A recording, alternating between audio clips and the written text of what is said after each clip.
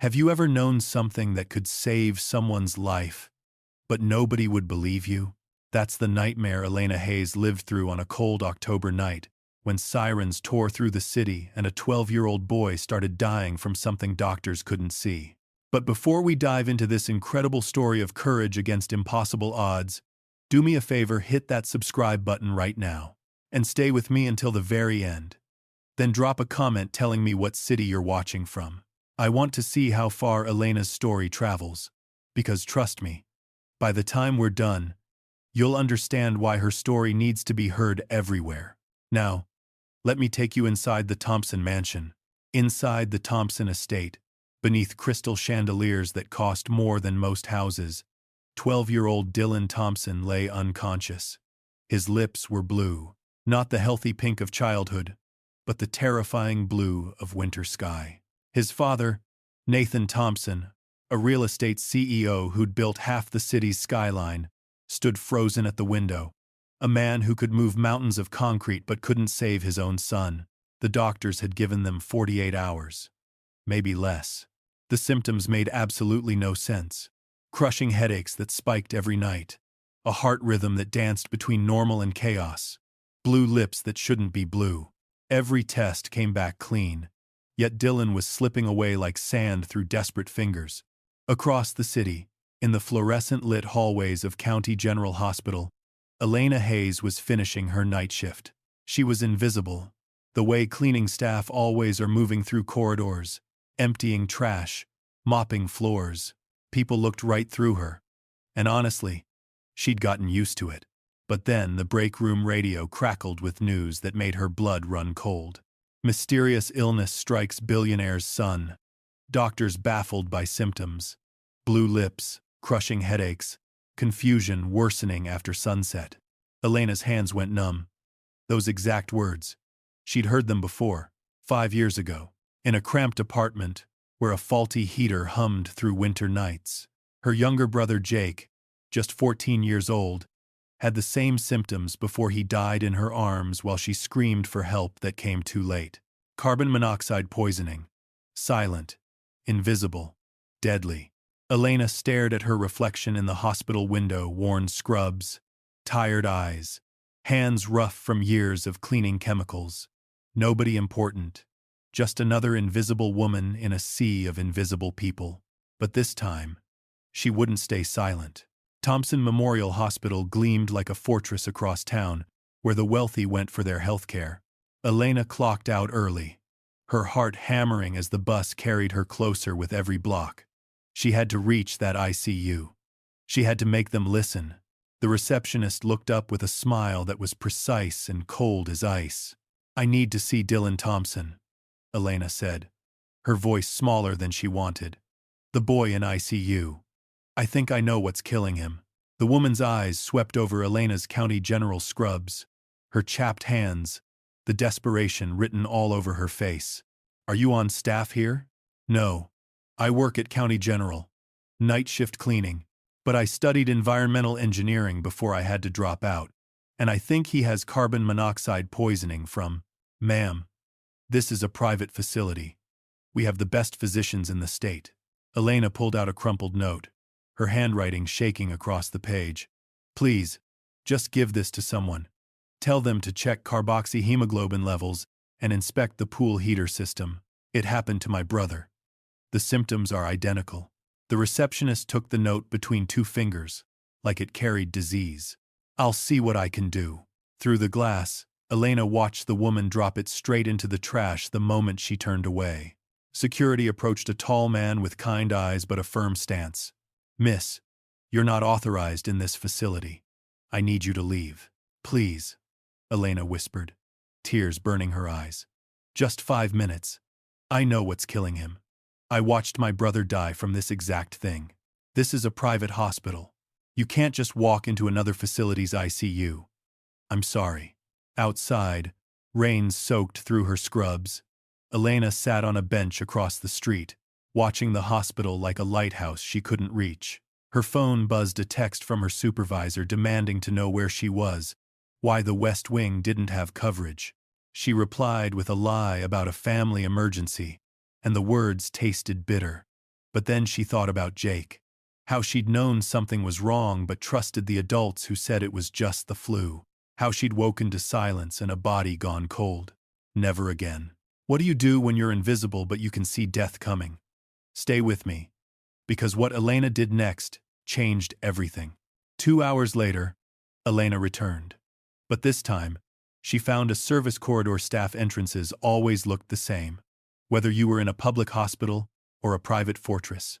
She slipped inside wearing her county general badge, moving through corridors with the invisibility that came from years of being overlooked. The ICU prep area was quiet except for the uncertain rhythm of monitors. Through the window, she saw him. Dylan. His eyes opened weak, unfocused, but somehow, impossibly, he saw her too. Really saw her. A nurse noticed, leaned close to Dylan, then followed his gaze to the window where Elena stood, palm pressed against the glass. She stepped outside, her expression wary. "Who are you?" "Someone who wants to help," Elena said softly. The nurse hesitated, then did something unexpected. 2 minutes. "He keeps asking for his mother. She passed 3 years ago. Maybe he thinks." She trailed off, opening the door. Inside, Elena pulled a chair close. Dylan's hand reached toward her, thin and trembling. She looked at those blue lips and knew with absolute certainty. Carbon monoxide poisoning. The same silent killer that took Jake was coming for this boy. And she was the only person who recognized it. "Who are you?" Dylan whispered. "Someone who believes you'll see tomorrow's sunrise." "What? Have you ever really watched the sun come up?" He shook his head slightly. "Dad's always at work. I'm always too tired." Elena's voice caught. "My brother loved sunrises. He'd wake me too early, drag me to the roof. He said every sunrise was proof that dark times end." Tears filled her eyes. "He died from something invisible. Something that could have been stopped if someone had listened. The same thing hurting you now." Dylan's fingers squeezed hers with surprising strength. "What was it?" "Carbon monoxide from a broken heater." The door burst open. Nathan Thompson stood there, exhaustion carved into every line of his face. Behind him, Victoria Kane, the company's COO, immaculate in designer clothes, her expression sharp as broken glass. "Who are you?" Nathan's voice was bewildered, not angry. Elena stood immediately, shrinking back. "I'm sorry. She's trespassing." Victoria cut in, her voice like ice. "Security. Escort her out immediately." "Wait." Nathan held up a hand, looking at Dylan, whose fingers still wrapped around Elena's. "Dylan? Dad, she knows. She knows what's wrong with me." Nathan's eyes shifted to Elena with sudden, desperate hope. "You're a doctor?" "No." Elena's voice barely rose above a whisper. "I'm a janitor at County General. But I studied environmental engineering before I had to drop out. Your son has carbon monoxide poisoning from your pool heater system." Victoria laughed, cold, precise. "This is absurd. Our facility has state-of-the-art equipment. Everything is inspected." "When?" Elena asked, surprising herself. "When was the pool heater last inspected?" Victoria's smile tightened. "That's proprietary maintenance information." Nathan's gaze sharpened. "Answer her." "The pool pavilion opened 2 weeks ago. Everything was certified safe." Elena's hands trembled, but she forced the words out. "Carbon monoxide looks like flu, like stress, like dehydration, but it has specific markers. Has anyone checked carboxyhemoglobin levels? Done co-oximetry?" Dr. Chen, watching from the doorway, spoke up. "We've monitored pulse oximetry. His SpO2 has been normal 98, 99%. "That's the problem," Elena said, her voice gaining strength. "Pulse ox can't tell oxygen from carbon monoxide on hemoglobin. It reads normal even during poisoning. You need co-oximetry, a blood test." Dr. Chen's expression shifted. "She's right. Standard pulse ox measures light absorption, but doesn't differentiate between oxyhemoglobin and carboxyhemoglobin." Victoria stepped forward. "We're not reorganizing medical protocol based on theories from someone with no credentials, no medical training, and no business being in this hospital." But Nathan was already at his son's bedside. Run the test. Now. Nathan, this is ridiculous. You're listening to a janitor over our medical team? She's the only person who's made sense in 48 hours. Nathan's voice broke. Run the damn test. What happened next shocked everyone in that room. Are you still with me? Drop that comment about your city, because you need to hear how this ends. 20 minutes later, Dr. Chen returned, her face pale. Carboxyhemoglobin level is 28%. That's acute carbon monoxide poisoning.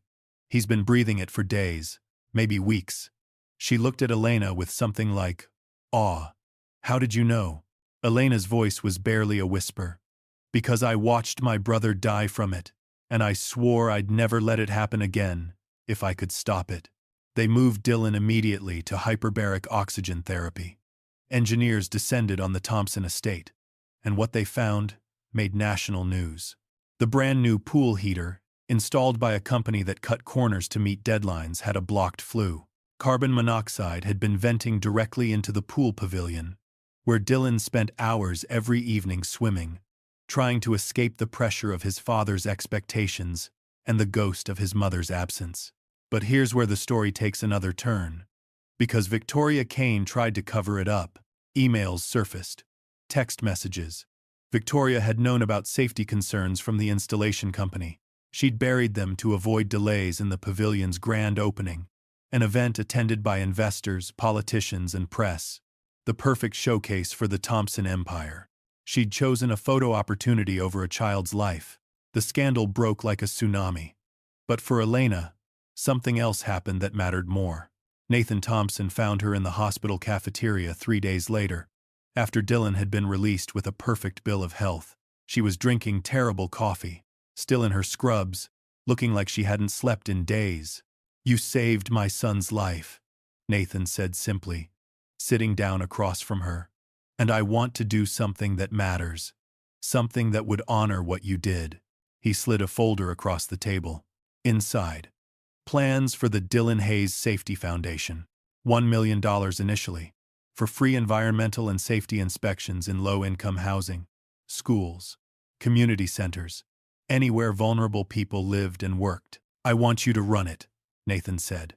Make decisions about where the money goes, who gets help, how we prevent this from happening to anyone else.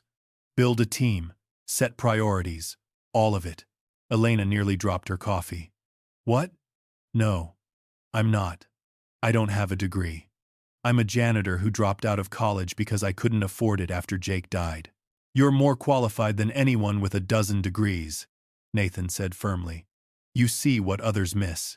You care when it's inconvenient. You speak up when it's terrifying. Those aren't things you can learn in a classroom. Elena looked at him with tears streaming down her face. On one condition. Rosa Garcia, the woman who brought me evidence when I was at my lowest. She used to be a medical technician. Hire her as a consultant. She's been invisible as long as I have. Nathan nodded. Done. Anyone else? Marcus, the security guard who helped me when he didn't have to. People who choose right over rules when it matters, they're rare. We need people like that. 6 months later, as spring touched the city with gentle hands, Dylan was completely recovered. The morning of his final checkup, Elena arrived at dawn with hot chocolate and a plan. Come on, she said, grinning. We have a promise to keep. They went to the hospital roof, Dylan, Elena, and Nathan, and stood at the railing as the sky shifted from black to navy to violet to gold. Dylan had never been awake for a sunrise before. In his old life of late nights and later mornings, sunrise was something he slept through. But now, as light spilled over the horizon, painting clouds in shades of hope and promise, he understood. See, Elena whispered, a real sunrise, like Jake loved. Dylan smiled, eyes bright with tears and joy. Yeah, finally. It's beautiful. Nathan stood behind them, resting a hand on Elena's shoulder. From now on, we listen to the smallest voices, especially to them, because they often see what we miss. Elena bowed her head. I'm not special. I just notice what others overlook. That's exactly what makes you special, Nathan said. Caring when it's hard, speaking when it's scary, That's everything. The Safety Foundation office opened its doors that spring. Rosa wore her consultant badge with visible pride. Marcus had joined as community outreach coordinator. On the wall, a photo. Jake, at 13, grinning at the camera. Sunrise behind him, full of dreams that never got to happen. Underneath, words Elena had written in careful script. Listen to the quiet voices. They might save your life. That evening, as Elena walked home through streets that felt less lonely now, her phone buzzed. A message from Dylan. Thank you for teaching me to see sunrises, and for seeing me when I needed it most. You're my hero. She replied simply, thank you for squeezing my hand when I needed to be seen too. You saved me just as much. Because in the end, this wasn't a story about a billionaire or a medical miracle. It was about something more fragile and more powerful. A moment of connection. A decision to listen. A quiet voice that refused to stay silent when silence meant death. And a sunrise that proved dark nights always end. Heroes don't always wear capes or have degrees. Sometimes they wear worn shoes and cleaning gloves. Sometimes they're the ones we walk past every day without seeing. Now I want to hear from you. Drop a comment below telling me what city you're watching from. And if Elena's story touched your heart, share this video. You never know who needs to hear that their voice matters, that being invisible doesn't mean being powerless. Because sometimes, the smallest voices carry the biggest truths.